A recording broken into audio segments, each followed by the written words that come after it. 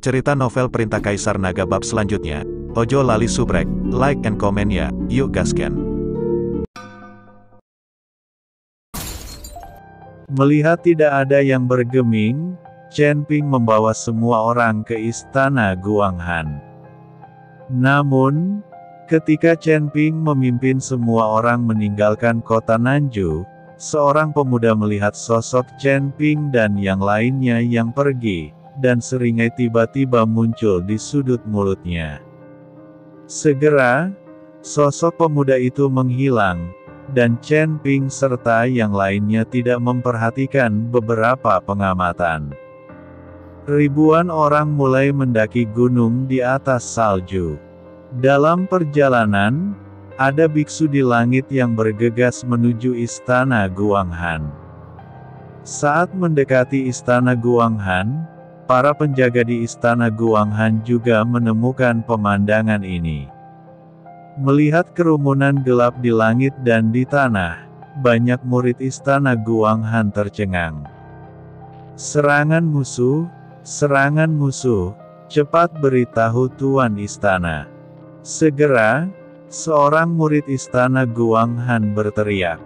Kepala istana Guanghan diberitahu dan dilarikan ke pintu. Ketika dia melihat kerumunan gelap di kejauhan, dia langsung bingung. Dia tidak pernah menyangka keluargamu bisa mengumpulkan begitu banyak murid. Segala sesuatu yang terbang di langit dan berjalan di tanah semuanya adalah manusia. Sungguh mengejutkan melihat mereka menutupi langit dan matahari. Istana, tuan istana, ini. Binglu melihat pemandangan ini dan merasa sedikit malu ketika dia berbicara. Ada ketidakberdayaan di mata kepala istana Guanghan, dan dia menghela nafas pelan. Binglu, bawa semua murid istana Guanghan dan pergi dari gunung belakang. Semakin jauh kamu pergi, semakin baik. Mungkin, saya harap Anda akan terus mempromosikan istana Guanghan. Jika tidak memungkinkan, tetap anonim dan jangan katakan bahwa Anda adalah murid istana Guanghan.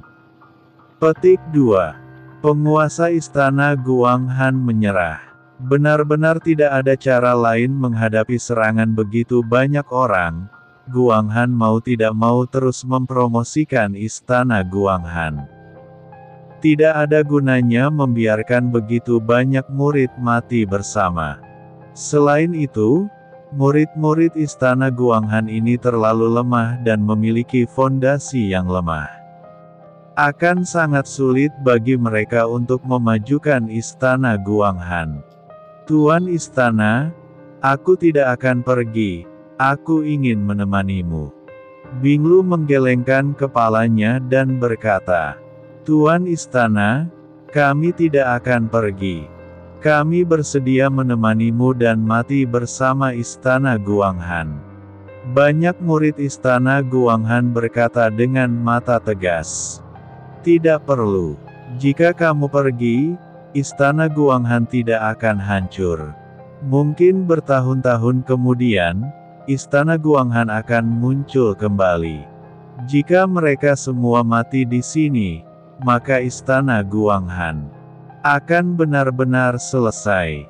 Dan kemudian berkata dengan nada memerintah, saya memerintahkan Anda untuk segera meninggalkan istana Guanghan. Ini akan terlambat. Binglu ingin mengatakan sesuatu yang lain, tetapi melihat ekspresi tegas kepala istana, dia akhirnya tidak punya pilihan selain untuk dia mengangguk dan bersiap untuk pergi bersama semua orang. Tapi saat Binglu hendak pergi bersama murid istana Guanghan lainnya, Lan Yingying tiba-tiba berteriak. Tuan istana, lihat, Tuan Chen, ini Tuan Chen. Teriakan Lan Yingying penuh kegembiraan. Ketika kepala istana Guanghan dan Binglu mendengar ini, mereka segera melihat sekeliling dan menemukan bahwa sosok di depan mendekat dengan cepat, dan ternyata itu adalah Chen Ping. Chen Ping takut begitu banyak orang akan menakuti semua orang di istana Guanghan, jadi dia berlari ke depan semua orang agar dia bisa memberitahu semua orang di istana Guanghan terlebih dahulu. Melihat bahwa itu adalah Chen Ping, penguasa istana Guanghan akhirnya tersenyum. Binglu menangis penuh semangat. Buka pintunya. Kepala istana Guanghan memerintahkan untuk membuka pintu istana, dan kemudian memimpin orang-orang untuk menyambutnya. Tuan istana, saya kembali lagi. Chen Ping memandang kepala istana Guanghan dan berkata sambil tersenyum tipis. Meskipun Chen Ping tidak melakukan komunikasi yang mendalam dan intim dengan penguasa istana Guanghan, keduanya telah berciuman dan melakukan kontak kulit, sehingga hubungan mereka menjadi halus. Kenapa kamu kembali? Orang-orang itu. Pemilik istana memandang kerumunan gelap di belakang Chen Ping dan bertanya dengan kaget. Saya membawa semuanya. Saya tahu bahwa keluargamu pasti tidak akan membiarkan istana Guanghan pergi, dan istana Guanghan bukanlah tandingan keluargamu, jadi saya menghubungi sekelompok teman untuk datang dan membantu. Teman. Pemilik istana tercengang. Semua murid di istana Guanghan memandang dengan tidak percaya. Anda harus tahu bahwa di dunia ini, dunia manusia semuanya egois dan mengutamakan kepentingan. Hanya ada sedikit persahabatan dan yang terpenting hanyalah pertukaran kepentingan. Tapi Chen Ping menelepon begitu banyak teman sekaligus. Mengapa hal ini tidak mengejutkan semua orang? Tuan Chen, bagaimana Anda memiliki begitu banyak teman? Binglu bertanya dengan bingung. Ini hanya teman dari wilayah selatan. Jika termasuk dari daerah lain, saya punya lebih banyak teman. Kata Chen Ping dengan nada menyombongkan diri. Tapi Chen Ping memang bisa menghubungi lebih banyak orang, Yihe, Sekte Kuali Giok, keluarga Ji. Orang-orang ini memperkirakan bahwa Chen Ping semua akan melewati api dan air tanpa ragu-ragu. Kepala istana Guanghan memandang Chen Ping dengan gila. Dia menyadari bahwa dia semakin menyukai Chen Ping. Jika bukan karena peraturan istana Guanghan, dia akan segera memberikannya kepada Chen Ping. Pria seperti ini sepadan dengan usaha setiap wanita. Segera, Luo Shouhai dan yang lainnya juga tiba di depan istana Guanghan. Chen Ping memperkenalkan orang-orang ini kepada kepala istana Guanghan satu persatu. Ini adalah Tuan Luo dari Lembah Roh Darah. Ini adalah Tuan Song dari Istana Tanpa Jiwa.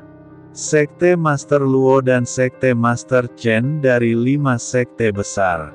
Kepala sekolah Seng dari keluarga Seng. Dari Sekte Jiwa Iblis, Se Yan.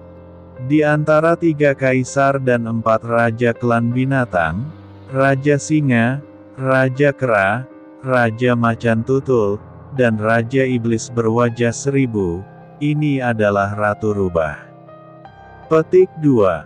Setelah Chen Ping selesai berbicara, Baiqian melangkah maju dan menghadap istana Guanghan. Tuannya berkata, "Selamat datang untuk bergabung dengan barisan wanita Chen Ping."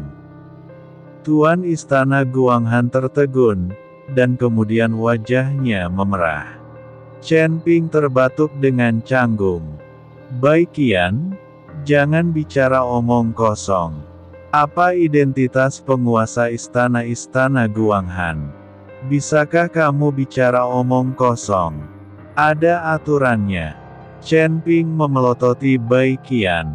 "Tuan, berhentilah menyembunyikannya. Pasti ada sesuatu yang terjadi di antara kalian berdua. Anda bisa melihatnya dari mata Anda." Anda harus mempercayai intuisi wanita kami. Huo Feng berkata sambil tersenyum dari samping. Benar. Kamu masih bersembunyi, dan kamu baru saja melakukannya, dan wanita tertua dari keluarga Seng memperhatikanmu sepanjang jalan. Meskipun kalian berdua tidak berbicara, kamu pasti tertidur. Seorang gadis dari keluarga Seng. Bai Qian memandang Seng Jiahui dan bertanya. Seng Jiahui tersipu dan dengan cepat menundukkan kepalanya, merasa sangat malu. Huo Feng berkata, "Jangan malu. Mampu menjadi wanita tuan adalah berkah yang telah dipupuk selama ribuan tahun. Tuan memiliki banyak wanita, dan kita bukan satu-satunya. Uhuk, ayo masuk dan diskusikan masalah bertahan melawan musuh." Chen Ping dengan cepat menyela Huo Feng, dan kemudian memanggil semua orang ke istana Guanghan. Jika ini terus berlanjut, saya tidak tahu apa yang akan dikatakan kedua wanita ini. Semua orang melihat ekspresi malu Chen Ping dan tertawa terbahak-bahak. Kecantikan yang dipadukan dengan seorang pahlawan membuat dunia bahagia. Chen Ping adalah seorang pahlawan, jadi dia harus dikelilingi oleh wanita cantik. Ketika semua orang memasuki istana Guanghan, pemilik istana segera memerintahkan orang-orang untuk menutup pintu istana. Chen Ping mulai memberikan tugas. Meskipun keluargamu belum menyerang istana Guanghan, tidak ada yang tahu kapan keluargamu akan kembali, jadi mereka harus bersiap terlebih dahulu. Chen Ping meminta Seng Busi mengajak keluarga Seng untuk menarik lebih banyak jimat, sementara dia sendiri menyiapkan sejumlah besar susunan pertahanan dan ofensif di depan istana Guanghan. Kepala istana-istana Guanghan juga menggunakan semua sumber daya istana Guanghan. Karena semua orang ada di sini untuk membantu, istana Guanghan tidak boleh pelit. Tepat ketika Chen Ping memimpin semua orang untuk membangun sejumlah besar pertahanan di istana Guanghan. Semua orang di keluargamu juga diam-diam menantikan kembalinya kepala keluargamu. Steward Liu, kenapa kamu tidak mengirim seseorang untuk memberitahuku tentang masalah sebesar ini? Pada saat ini, sebuah suara mencela datang. Mendengar suara ini, tubuh butler Liu sedikit gemetar, lalu dia buru-buru melihat ke arah suara itu. Saya melihat sosok perlahan muncul, itu adalah pemuda yang sedang memperhatikan Chen Ping dan yang lainnya meninggalkan kota di kota Nanjing. Tuan muda kedua, Anda, mengapa Anda kembali? Melihat pemuda ini, wajah butler Liu penuh ketidakpercayaan.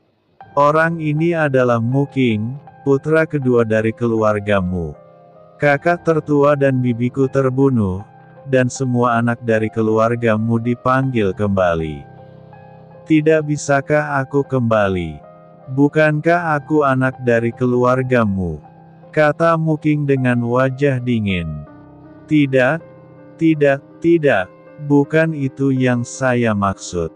Hanya saja tuan muda kedua sedang belajar di luar negeri, dan saya tidak akan memberi tahu Anda. Terlebih lagi, kita cukup berurusan dengan istana Guanghan, dan memang begitu tuan muda kedua tidak perlu maju ke depan. Melihat Mu Qing, butler Liu memiliki ekspresi seperti budak di wajahnya. Dia tidak pernah terlihat mendominasi seperti orang lain di keluargamu lagi. Kamu tidak tahu kan? Aku melihat Chen Ping memimpin ribuan biksu ke istana Guanghan.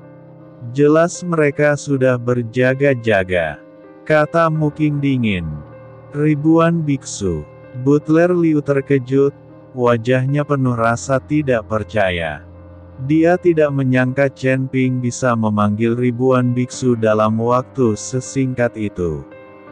Tuan muda kedua, kami menunggu Tuan keluar dari pengasingan. Selama dia keluar dari pengasingan, tidak peduli berapa banyak orang di sana, itu tidak akan membantu. Lagi pula, dalam menghadapi kekuatan absolut, kuantitas tidaklah begitu penting. Berapa lama waktu yang dibutuhkan ayahku untuk dibebaskan dari kurungan? Mu Qing bertanya. Saya tidak tahu, itu pasti terjadi dalam beberapa hari terakhir. Jiwa tuannya meninggalkan tubuhnya sekali dan menyebabkan beberapa kerusakan, jadi waktu mundurnya mungkin lebih lama, kata Butler Liu. Tidak perlu menunggu ayahku, aku akan mengajakmu membalas dendam, kata Mu Qing. Tuan muda kedua, Anda tidak boleh melakukan ini. Anda baru saja mengatakan bahwa Chen Ping telah membawa ribuan biksu ke istana Guanghan. Sebelum Tuan dapat meninggalkan pengasingan, akan ada bahaya jika kita pergi. Berada dalam bahaya. Sang putri berada di alam Mahayana dan tidak mudah untuk dihadapi. Petik 2. Ada juga Chen Ping. Meskipun dia tidak berada di alam tinggi, dia sangat kuat. Baik putra tertua maupun tertua wanita muda itu mati di tangannya. Wanita muda itu bukan tandingannya bagi mereka yang berada di alam kesengsaraan tingkat tertinggi. Jika Anda ingin mengalahkan Chen Ping, Anda mungkin harus mencapai alam Mahayana. Butler Liu dengan cepat berkata untuk mencegahnya. Alam Mahayana. Mu Qing tersenyum dingin, dan kemudian aura di tubuhnya meledak seketika. Untuk sesaat, langit dan bumi menjadi gelap, dan kabut hitam tak terbatas memenuhi langit di atas keluargamu, seolah-olah ini adalah akhir dunia. Dan di kabut gelap, bola api terus berjatuhan, lalu menempel di tubuh Mu Qing. Dalam sekejap, Mu Qing berubah menjadi pria yang terbakar. Dengan lambaian tangannya Mu Qing, penglihatan tentang langit dan bumi menghilang seketika, dan bahkan nyala api pun menghilang. Tuan muda kedua, Anda benar-benar menerobos ke alam Mahayana. Kata Butler Liu tidak percaya. Jika saya tidak menerobos ke alam Mahayana, bagaimana saya berani pulang? Kali ini, bisakah saya pergi ke istana Guanghan untuk membalas dendam? Butler Liu ragu-ragu sejenak, lalu mengangguk dan berkata, baiklah, saya akan mengajak orang untuk mengikuti majikan kedua. Meskipun penguasa istana Guanghan sangat kuat, saya masih memiliki kepercayaan diri untuk menghadapinya. Perlu membunuh Chen Ping. Oke, Mu Qing mengangguk, jangan khawatir, aku pasti akan membunuh Chen Ping itu untuk membalaskan dendam kakak laki-laki dan bibiku. Jadi bagaimana jika dia menemukan ribuan biksu? Mereka hanyalah sampah di alam kesengsaraan. Mu Qing baru saja menerobos ke alam Mahayana, dan sekarang dia menyebut alam kesengsaraan sebagai sampah. Mu Qing dan Butler Liu, dengan ratusan anggota keluargamu, menuju istana Guanghan. Mereka tidak menunggu kepala keluargamu keluar dari pengasingan.